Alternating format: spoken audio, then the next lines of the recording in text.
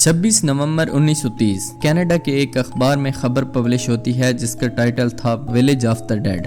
بتایا گیا کہ نارتھ کینیڈا میں راتوں رات پورا قبیلہ کہیں غائب ہو گیا۔ آج ہم اسی انسولوڈ مسٹری کے بارے میں جانیں گے۔ نارتھ کینیڈا میں لوکیٹڈ انجیکونی لیک کے ارد گرد ایسکیمو نام کا ایک چھوٹا سا ٹرائب رہا کرتا تھا۔ اس قبیلے میں 100 سے زیادہ لوگ رہتے تھے جو اس لیک سے مچھلیاں پکڑ کر اپنا گزر بسر کیا کرتے۔ دوستو، دراصل یہ ریجن کینیڈا کا بہت سپارسلی پاپولیٹڈ ریجن ہے۔ 20 لاکھ اسکوائر کلومیٹر کے اس ایریا میں صرف 40,000 لوگ رہتے ہیں، جس کی وجہ ہے یہاں کا سخت ترین موسم۔ اس لیک کے آس پاس کئی طرح کے جانور رہتے ہیں جن کا شکار کرنے کے لیے شکاری اکثر یہاں آتے رہتے ہیں۔ نومبر 1930 میں جو لوبیل نامی ایک شکاری یہاں شکار کرنے آیا۔ رات ہونے لگی تھی مگر اسے اس بات کی کوئی فکر نہیں تھی، کیونکہ پہلے بھی اگر دیر سویر ہو جاتی تو وہ اسکیمو قبیلے میں پناہ لے لیتا تھا اور وہاں رات گزار لیتا۔ تھوڑی دیر بعد وہ بستی کی طرف چلنا شروع کر دیتا ہے۔ یہ چاندنی رات تھی مگر اسے آج اپنے سوا کچھ دکھائی نہیں دے رہا تھا۔ وہ پہلے بھی یہاں آ چکا تھا مگر آج اسے کچھ اب نارمل لگ رہا تھا۔ پہلے جب بھی وہ بستی کے نزدیک آتا تو کتوں کے بھونکنے کی آواز آتی جو کہ بستی والوں نے رکھے ہوئے تھے، لیکن آج یہاں صرف خاموشی تھی۔ اس نے سوچا کہ شاید بستی والے یا تو سو گئے ہیں یا پھر کہیں گئے ہوئے ہیں۔ اب دور سے اسے بستی کے خیمے بھی نظر آنے لگے جن میں سے دھواں اٹھ رہا تھا۔ جب جو لوبیل بستی میں پہنچا تو اس نے دیکھا کہ یہاں نہ تو کوئی انسان ہے اور نہ ہی جانور، لیکن اس نے دیکھا کہ کچھ گھروں سے دھواں اٹھ رہا ہے۔ اس نے سوچا کہ شاید یہاں کوئی موجود ہوگا۔ اب وہ ان خیموں میں بھی گیا مگر وہاں بھی کوئی موجود نہیں تھا۔ وہ یہاں سے جانے ہی والا تھا کہ اس نے کچھ عجیب دیکھا۔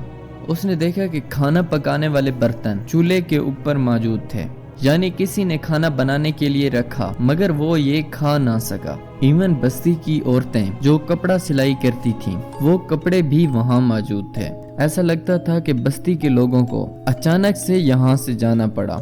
اس کے بعد جو لوبیل نے بستی کا جائزہ لینا شروع کیا۔ اس نے دیکھا کہ بستی والوں نے جو کتے رکھے ہوئے تھے وہ رسی سے تو بندھے پڑے تھے مگر وہ سب بھوک سے مر چکے تھے۔ کھانا ان کے سامنے پڑا تھا مگر انہیں کھانا ڈالنے والا کوئی انسان موجود نہیں تھا۔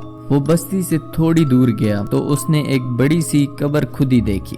یہاں کے لوگ جب بھی بستی سے باہر جاتے وہ اپنے ساتھ کتے ضرور لے کر جاتے تھے۔ یہ سب دیکھ کر ایسا لگتا تھا کہ یہاں کچھ نہ کچھ عجیب ہوا ہے۔ کوئی ایسی آفت آئی ہے جس نے اچانک سے لوگوں کو کہیں اور جانے پہ مجبور کر دیا۔ کچھ ایسا ہولناک ہوا کہ وہ اپنے کتے، کپڑے، کھانا اور گھروں میں موجود چیزیں چھوڑ کر یہاں سے چلے گئے۔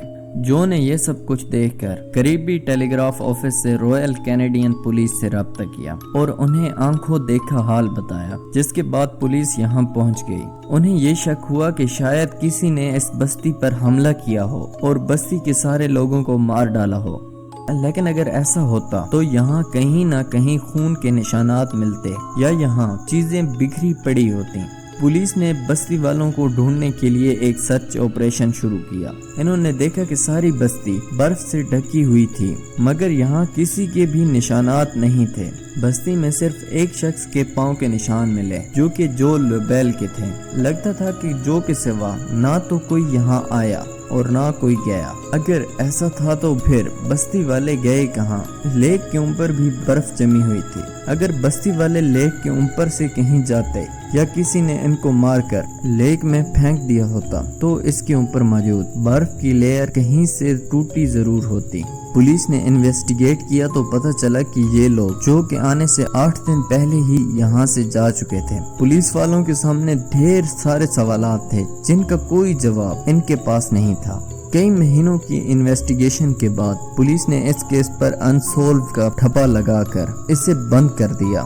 50 سال بعد 1984 میں روجر بور اور این بلنڈل نامی رائٹرز نے اس بارے میں ایک آرٹیکل لکھا۔ انہوں نے معاملے کو UFOs یعنی ایلین سے جوڑنے کی کوشش کی۔